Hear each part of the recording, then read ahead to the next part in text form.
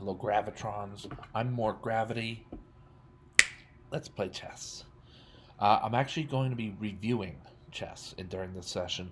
A game that I'm really psyched about that just finished about 5 minutes ago. And let's start in the review mode and see that overall both players played with accuracies in the 80s. And uh, it was a lengthy game with a reasonably late break here on move 14. So let's see what happened. How did it all go down?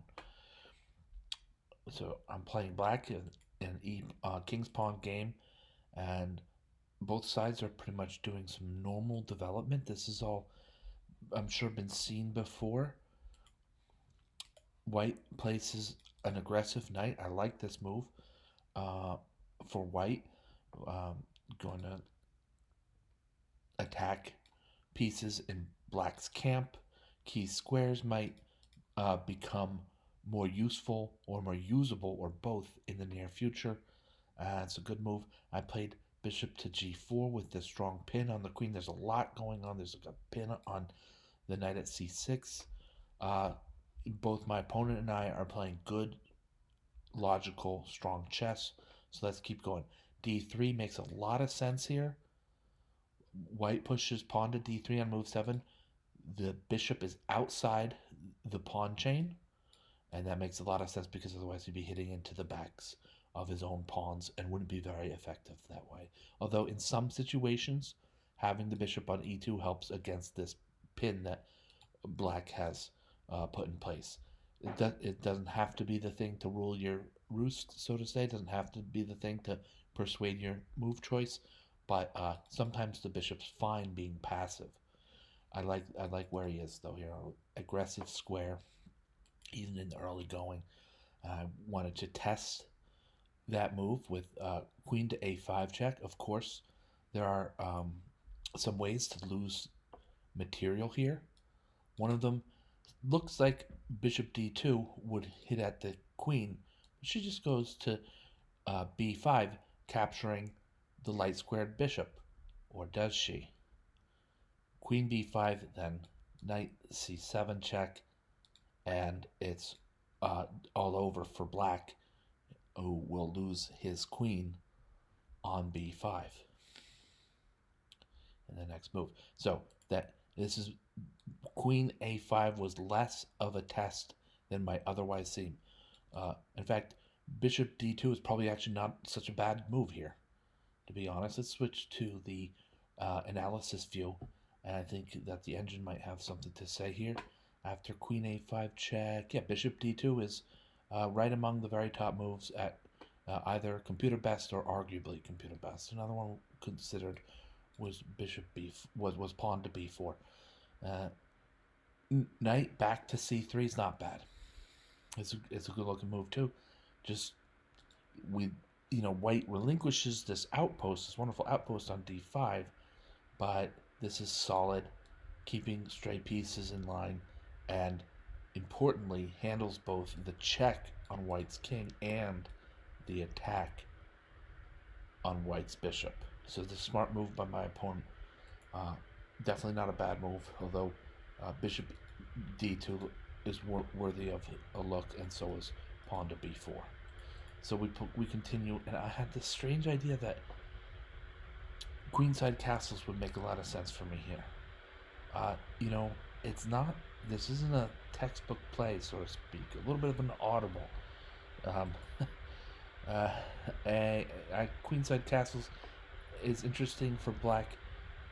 Mostly breaks the pin on the knight, puts the rooks where they'll soon be connected, puts the queenside rook where he'll soon be connected to his other rook.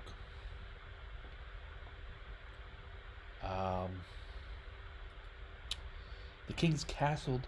He is safer than otherwise. He's safer than on e8, though not as safe as if I had saved up to castle on the king's side. So it's a little bit loose here. We got some air around the king on the queen side here. He is not as safe as white's king, for instance, will be after castling soon. Why? Yeah, why? I see it's a mistake. Torch finds something with this, just out of bishop takes c6, and yes, I had anticipated them b takes c6, and there's the half open b file for the rooks to exploit. Be honest, I'm not all that worried about that. A lot of attacks can be escaped. The king can escape many of these attacks with a two-move maneuver, king to d7, and then back to e8, if you can believe that. So I'm not all that worried about the busted open b file. I think some of this was in attempts to focus on. Yeah, there was a different priority in mind when I castled queenside. That priority was knight to d4. Ganging up on the pinned piece, I think, will cause issues for white in this game.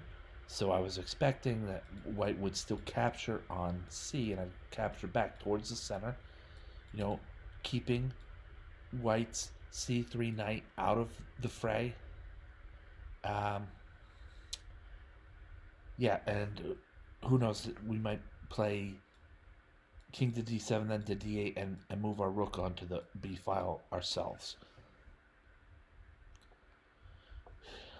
It looks like this move can be dismantled using Torch 4's advice here that I'm sure you can see on the mini map.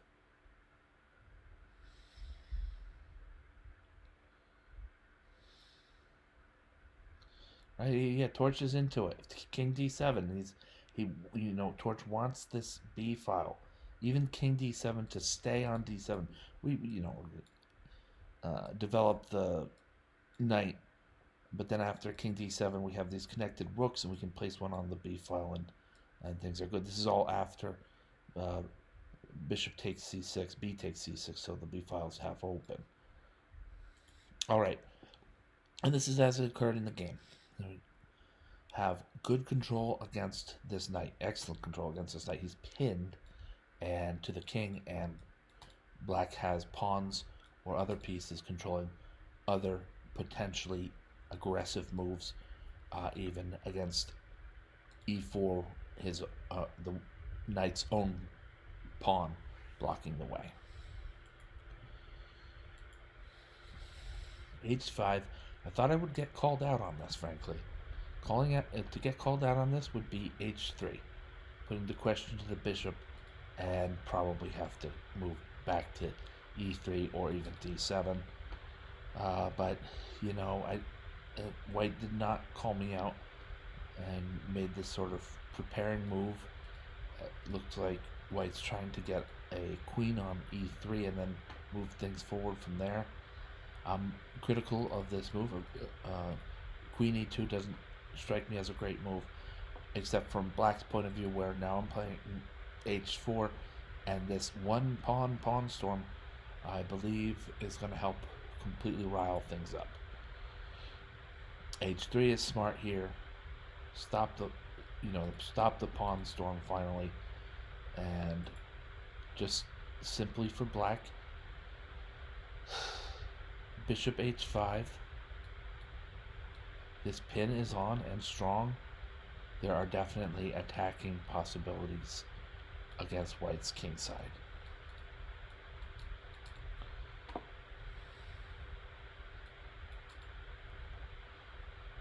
Alright, we can see this, right? That white's king has this great defensive formation, and it's about as good as he can do out of this, because black's opportunities to attack are all over here, all over. There's a good cluster of pieces there. If these three pawns, the king and the queen, can keep things quiet on the queen side, rather, to keep things quiet on the queen side, then this attack will probably find a material advantage, or even perhaps a checkmate.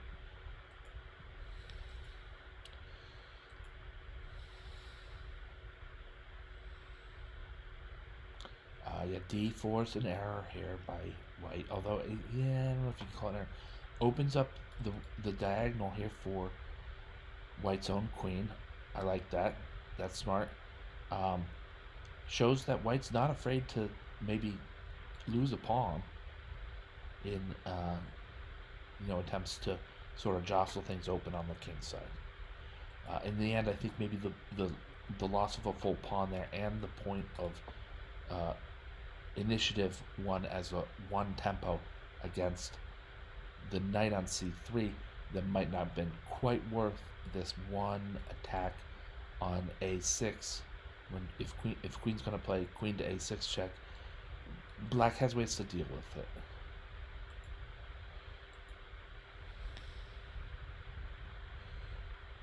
The best move is to block and offer the queen trade because of how strong black's attack is going to be. A queen trade doesn't scare black, and if white does not want a queen trade after all this, then it will cost white 1 point of initiative, a tempo, in retreating in some manner. So the queen trade occurred.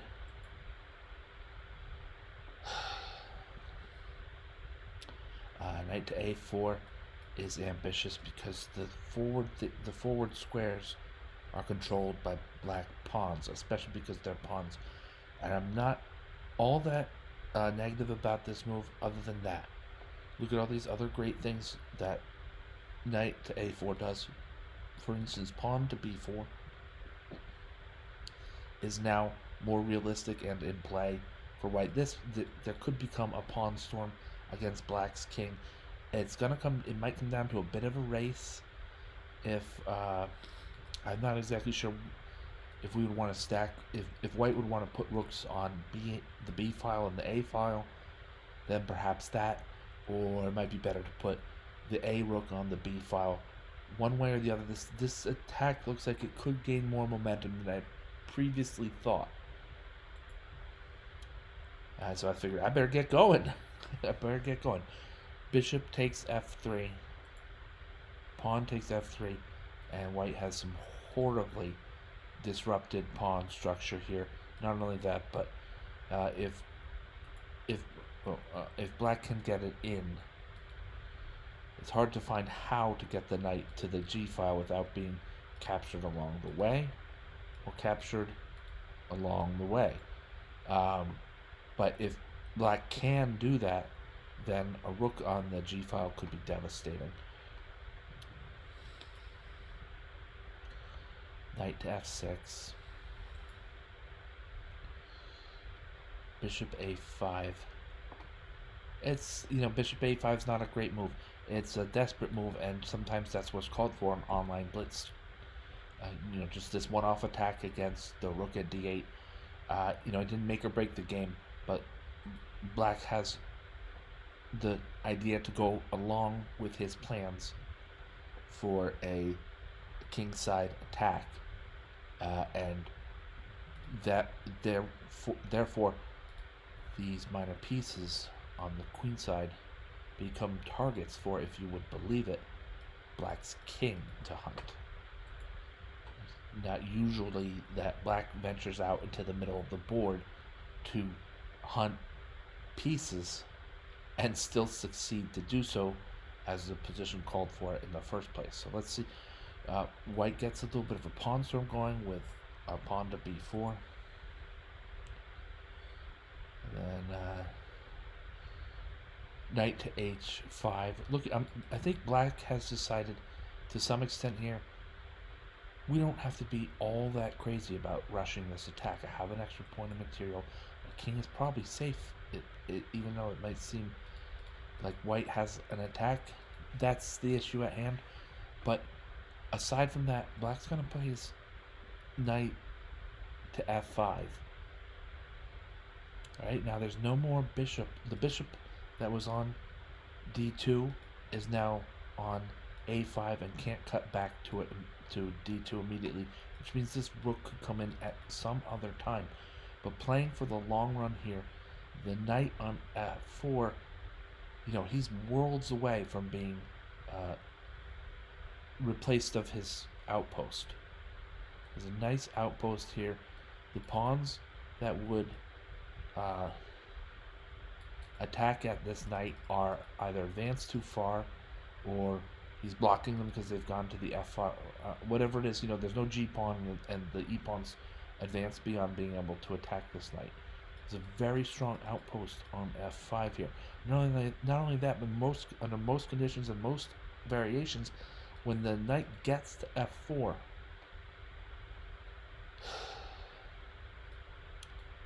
he'll get there with tempo, right? With initiative. He'll get there with a tempo of initiative against the h3 pawn. Right? Because, the king can just band-aid it with king to h2, but then it becomes black's turn again. So this is a slower, more, thinking a little bit towards the medium term and the long term than not just the short term. Sometimes when you do that, you induce mistakes from your opponents. Like I think b5 was pretty much as Torch said it, good. And then rook at a to b1, not so good. Because now black's king is seriously hunting minor pieces in the middle of the board. There goes one, and the bishop says, "I'm getting out of here," and probably to either the best square or one of the best squares to do so. As at this point of the game, where black's knight that's here on h5, I don't recall where he started. Probably started on, I don't recall, either on, obviously. I don't even have to say that. But yeah, this knight on h5,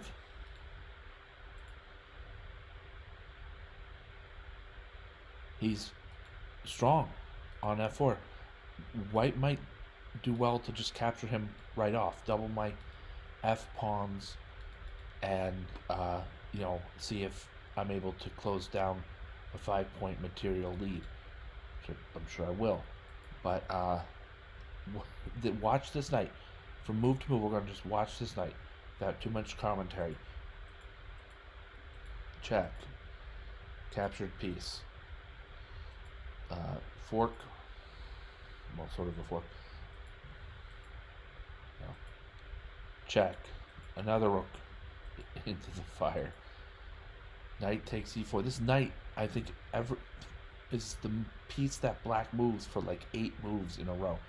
Starting on 26, 26, 27, 28, 29, 30, 31, 32. 7 moves in a row.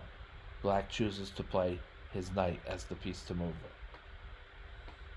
He completely destroyed the entire board. The knight in this tour here. Just take a look at this. He completely takes over.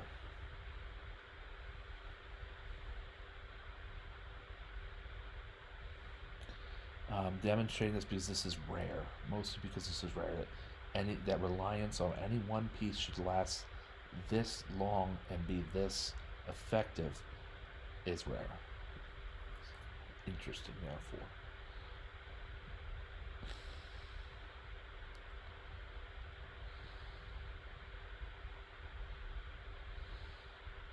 And with the rook swap on d2, the game is pretty much over.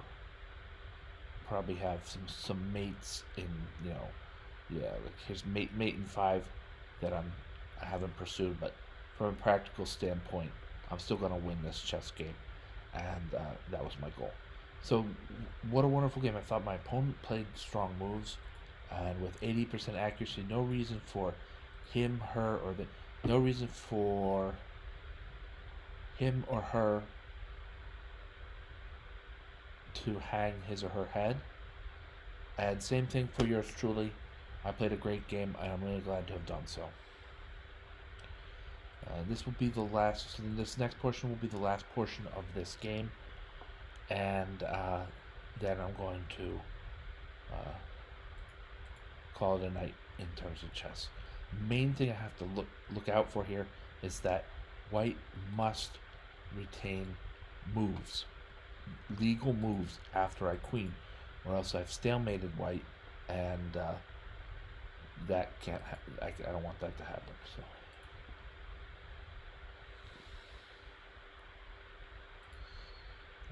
this super easy, super done.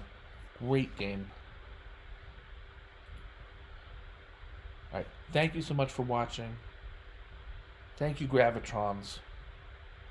I'm more gravity. Have a great night. In this game, especially.